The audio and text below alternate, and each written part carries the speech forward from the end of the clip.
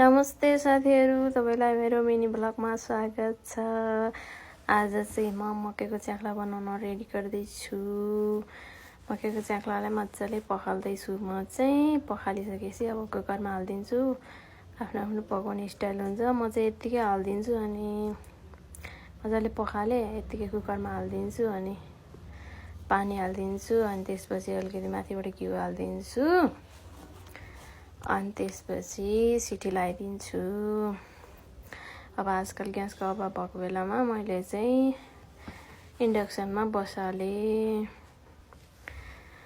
अब यता गेडागुडी भिजाएको थियो साथीहरू, गेडागुडीलाई पखाल पारेर अब यो भिजिसकेको छ। यसलाई चाहिँ उमार्नको लागि थालमा झिकेर छोडिदिनु पर्यो। अब यो उम्रेपछि खाने हो, एकदम मिठो हुन्छ। उम्रेपछि चाहिँ यो यत्तिकै खानभन्दा उम्रेपछि खान चाहिँ मिठो हुन्छ। सबै गेडागुडीलाई मिक्स गरेको छु, भटमासदेखि लिएर। मेरो सानी चाहिँ यहाँ माम पकाउन लाएर लसुन र आलु बोकेपछि अनि टाइम पास अनि भुजा खान दिएको, भुजा चिरेको छ। यो पट चाहिँ किन यहाँ भन्नु होला, यो पट चाहिँ वान टाइम पनि युज भएको छैन। अब यता चाहिँ म साग केलाउन लगाएको छु। तोरीको साग पाएको थिएँ आज चाहिँ, तोरीको साग फ्रेस पाएको थिएँ। मजाले 4 चोटि पानीमा पखालेँ। अब यसलाई चाहिँ मसिनो गरेर काट्छु मैले, किन भन्दा मेरो चाहिँ सानी छोरी छ, चल्ली छ 14 महिना कि, उसले अड्काउँछ फेरि। ऊ चाहिँ साग लभर हो अनि उसको लागि चाहिँ मसिनो पारेर काट्नुपर्ने हुन्छ। अब यता म दुध पनि बसालिदिन्छु। अब च्याख्लासँग दही दुध मिठो हुन्छ नि त। अब दही रातिमा खान मिलेन, त्यही भएर आज चाहिँ दुध खाइदिनु पर्यो। यो दुधको रबर खोल्न मलाई यस्तो झ्याउ लाग्छ नि, बल्ल बल्ल खुल्यो। अब दुध तताएर चाहिँ म यतातिर तरकारी बनाउनुतिर लाग्छु साथीहरू। मेरो सानी चाहिँ यहाँ के गर्दैछ कुने, मेरो सानीलाई फेरि बेला बेला हेर्नै पर्छ, के भइरहन्छ सानीलाई। अनि मैले चाहिँ यता तरकारी पकाउनलाई लसुन, आलु अनि टमाटर ठिक पारेँ, मजाले काटेछु साग चाहिँ। अनि मेरो सानी छोरी यहाँ आइसकी, साग खानु पर्यो भन्दै आइसकी। साग देख्नै हुँदैन, काँचै खानुपर्छ। मैले चाहिँ यहाँ तोरीकै तेलमा लसुन फुराएर आलु हालेँ अनि तोरीको सागको लागि चाहिँ ज्वानो मनपर्छ मलाई, ज्वानो हालेँ अनि टमाटर हालेँ। अब चाहिँ म टमाटर हालिसकेपछि नुन र थोरै जिरा पनि राखिदिन्छु। नुन चाहिँ अब तपाईँहरू कतिको खानुहुन्छ, थोरै खानुहुन्छ भने थोरै हाल्नु। मैले चाहिँ यो सानो चम्चा छ मसँग, सानो चम्चाको आधी चम्चा गरेर जम्मा 1 चम्चा चाहिँ मैले नुन राखेको छु र जिराको धुलो थोरै राखेछु।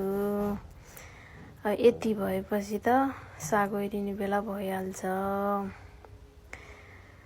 अब ग्यासको सर्टेज भएको बेलामा मलाई तरकारी पकाउनु चाहिँ लास्टै झ्याउ लाग्छ कि इलेक्ट्रिक चुल्हामा। अब के गर्ने, ग्यास त जोगाउनै पर्यो। अनि त्यसपछि मैले आज चाहिँ इलेक्ट्रिकमै पकाउन लागेको छु। हाम्रो चाहिँ यो इन्डक्सन होइन, इन्फ्रारेड हो। इन्फ्रारेडमा चाहिँ अब मैले एकदमै लो हिट गरेर यो स्टिलको कराईमा चाहिँ लो हिटमा नि मजाले पाक्छ। अनि त्यसपछि यता दुध मजाले उम्लिसक्यो, यता आँटा पनि पाकिसक्यो। अब चाहिँ म साग ओरिदिन्छु। साग हाल्ने बेला भइसक्यो, आलु पनि हल्का पाकिसक्यो। अब आलु साग हालेपछि चाहिँ पानी यसैले निकालिहाल्छ अनि मजाले पाक्ने गरेर। अब यो चाहिँ भरी भएछ, अलिअलि थिच्दै मैले चलाउँदैछु। अब चलाइसकेपछि चाहिँ म यसमा अलिकति पानी हालिदिन्छु अनि छोपिदिन्छु। यसलाई चाहिँ मैले अब टाइम त लागिहाल्छ, साग पोखिन्छ यताउता हुन्छ भनेर अलिअलि त जतन गरेर हाल्नु परिहाल्यो। फेरि मलाई यो इलेक्ट्रिकमा यताउता सर्छ नि त, कस्तो झ्याउ लाग्छ पकाउनलाई। पकाउनु परिहाल्यो, पकाउन त। अब यता मेरो सानी छोरी टिभी हेर्नु पऱ्यो भनेर न्यु खोज्न थालिसकि। बाबा आउनु भएन, बाबा किन आउनु, बाबा आउनुहुन्छ आउनुहुन्छ भनेर वेट गराउँदै थिएँ। मैले चाहिँ यतिको पानी निस्केको छ, त्यही भएर मैले पानी हालिनँ, मैले छोपिदिएँ। अब 8 सयमा लगाएर छोड्दै। यहाँ 7:30 भइसकेछ। मेरो सानो रिमोट त्यहाँ छ, टिभी खोलिदिनु भन्न थालिसकि। अनि अब टिभी नखोलिदिएर भयो त। अब म उसलाई युट्युब लगाइदिन्छु। युट्युबमा चाहिँ मैले जुन पाइ त्यही हेर्दिनँ मेरो सानोले। मेरो सानोलाई चाहिँ मिस रचलको भिडियो एकदमै मनपर्छ। अनि सुरुमै हेलो भनेको चाहिँ एकदमै मन पराउँछ मेरो सानोले। अब युट्युब खोलेपछि त ऊ मक्खै हुने कुरा त भइ नै हाल्यो। अब मेरो फोटो पनि टुलुक्क आइहाल्यो। अब युट्युब खोलिहाल्छ। अब युट्युबमा सानीको फर्स्टमा मिस क्याटीको आएछ। मिस क्याटीको नि देखाउँछु मैले।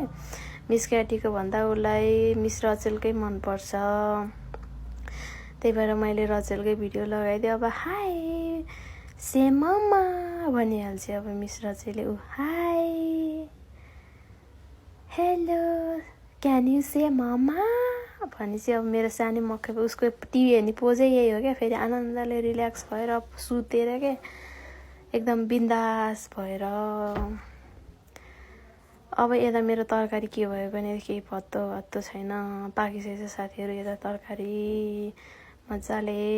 हेर्दाखेरि त मिठो छ, अब के कस्तो भयो खाएपछि थाहा हुन्छ।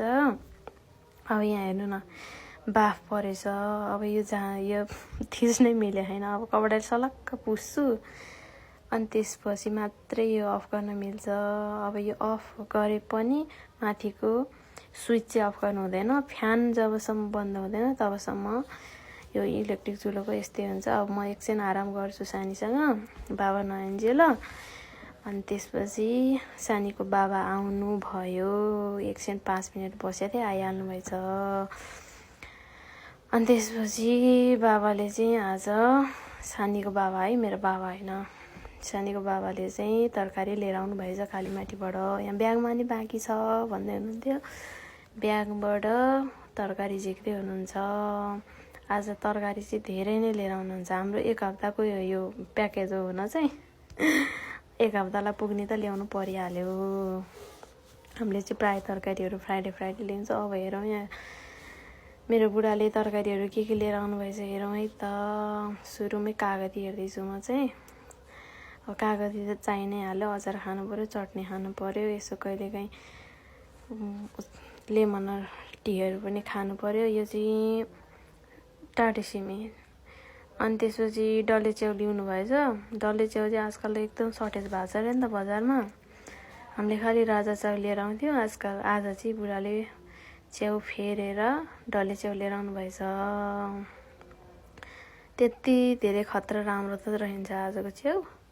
अनि यहाँ भिन्डी ल्याउनु भएछ। भिन्डी चाहिँ मन पर्यो, कलिला मिठा राम्रो हुने खालको रहेछ।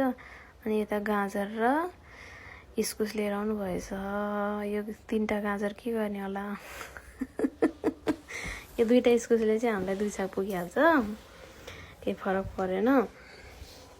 अनि यता 1 झोला सामान छ हाम्रो। यो 1 झोला सामान निकाल्नु परिहाल्यो। आज चाहिँ बुढाले निकै नै लिएर आउनु भएछ मुन्टा। यो चाहिँ मेरो फेभरेट नै हो। अब अरू के ल्याउनु भएको छ। वाउ निउरो ल्याउनु भएछ। यो चाहिँ मेरो एकदमै फेभरेट हो। यो चाहिँ अर्ग्यानिक पनि हुन्छ नि त।